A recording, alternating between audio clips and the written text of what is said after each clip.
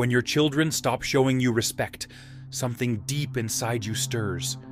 It's not just the silence at the dinner table. It's not just the phone that no longer rings. It's the quiet ache that sits in your chest. It's the sense of being overlooked, of feeling invisible in a space where you once held authority, guidance, and unconditional love. As we grow older, we expect the wisdom of our years to be met with reverence, not disregard.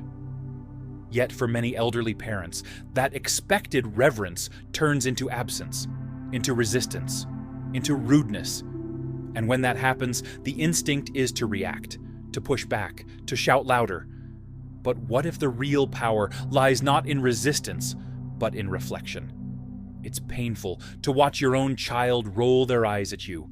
It stings when your opinion is dismissed like background noise. And it's deeply confusing to feel like a stranger in the presence of someone you raised with care. This isn't how it was supposed to be. You carried them when they couldn't walk. You fed them when they couldn't chew. You stayed awake when they cried through the night. You sacrificed your own comfort so theirs could grow. And now, the person who once looked at you with wonder now barely looks at you at all. You might begin to wonder what you did wrong. Or worse, you might feel like you no longer matter. But here's a truth very few speak about. Respect from your children isn't guaranteed by age. It's not a gift owed simply because of biology. Respect is built, and when broken, it can also be rebuilt, not through dominance, but through understanding, through courage, through quiet power. If you're losing respect from your children, the first instinct is to talk, to demand, to correct. But what your children respond to now is not the parent of the past who disciplined. They respond to the person you are now, and who you are now has evolved. You are wiser, yes, but also more emotionally exposed. You may be seeking peace, not conflict. And that's where this journey begins. Not with what they need to fix, but what you can begin doing today. With clarity, with calm, and with intention. The first step is to reflect, not react. When you feel disrespected, don't rush to fix it. Sit with it. Ask yourself honestly, what patterns have led us here?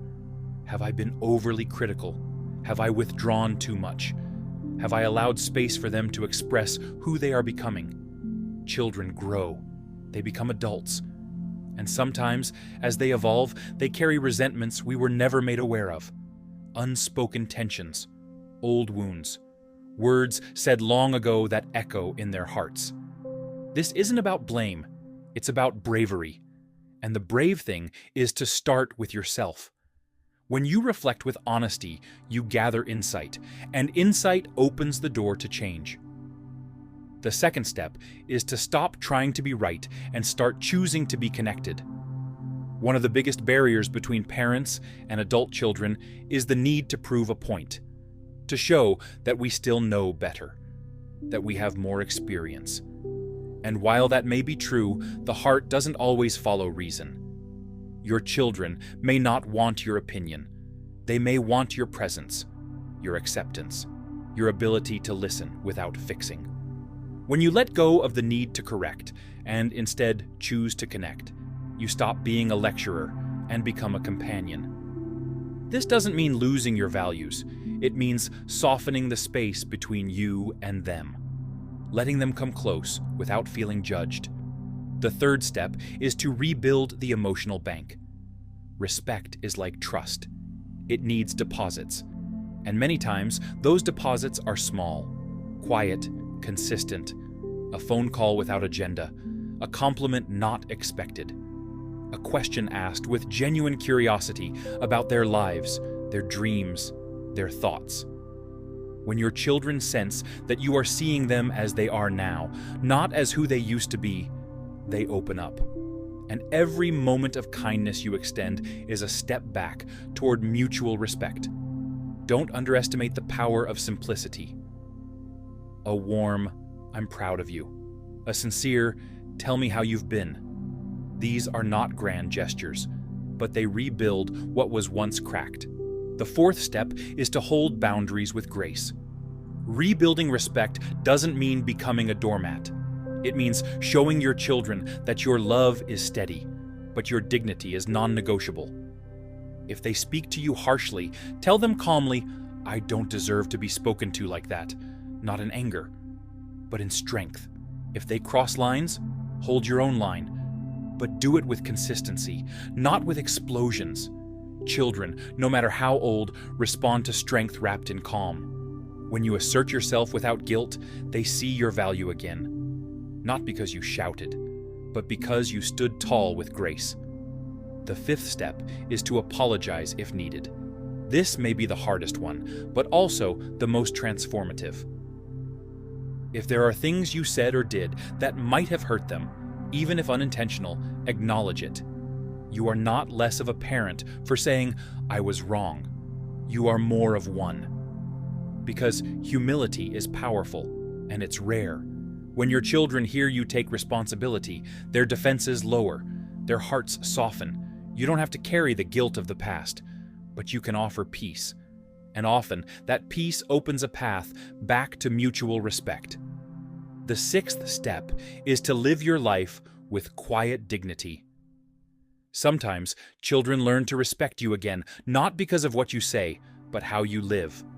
When they see you pursuing your own joy, when they see you staying active, reading, volunteering, laughing, building new friendships, taking care of your health, they begin to see you not just as mom or dad, but as a whole person, a person worth admiring. Children, especially adult ones, sometimes forget that their parents are people, with dreams, with flaws, with stories still being written. When you live with integrity and purpose, you become a mirror, and they begin to reflect that admiration back. This journey is not easy, and it's not fast. Rebuilding respect is not about one conversation. It's about a series of choices, small, daily choices. Choosing calm over control, choosing grace over guilt, choosing listening over lecturing, and choosing to lead by example rather than enforcement. There will be days when the disrespect still stings, when your child seems distant, cold, harsh. But those are the days when your stillness becomes your strength, when you remember that your worth was never defined by their approval, and yet by showing up with love and resilience, you invite them back into a relationship rooted in respect. You are not alone in this.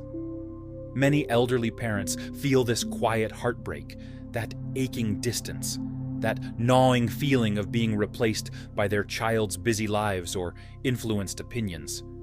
But don't let that pain turn into bitterness. Let it become a doorway into your own growth, into deeper understanding, into powerful presence. Because respect that is rebuilt through wisdom lasts longer than respect that was once held through fear. It grows sturdier, it breathes easier, and it heals deeper.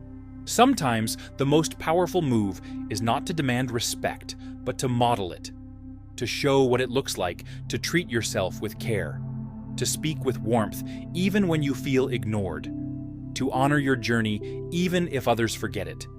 Your children may not change overnight, but they will notice, they will feel it, and one day something will shift. A softer tone in their voice, a longer hug, an apology, or maybe just a moment when they look at you and really see you again. That moment is not far, but it begins with you. There is nothing weak about being the first to take the step. In fact, it takes immense strength. You have already done the hard part, raising them, guiding them, giving them the best of yourself. Now, your next chapter asks for a different kind of courage, a quieter kind, but a no less powerful one, the courage to heal what is broken, not through force, but through presence, through patience, through truth. If you're an elderly parent struggling to understand where the respect went, please hear this. It's not gone forever. It's not lost in time. It's simply waiting for the right conditions to return. And those conditions begin with your clarity, with your quiet decision to rebuild, not from ego, but from love. Love that listens, love that accepts, love that leads without shouting. So if your child rolls their eyes again, if they forget your birthday, if they say something careless, stay calm.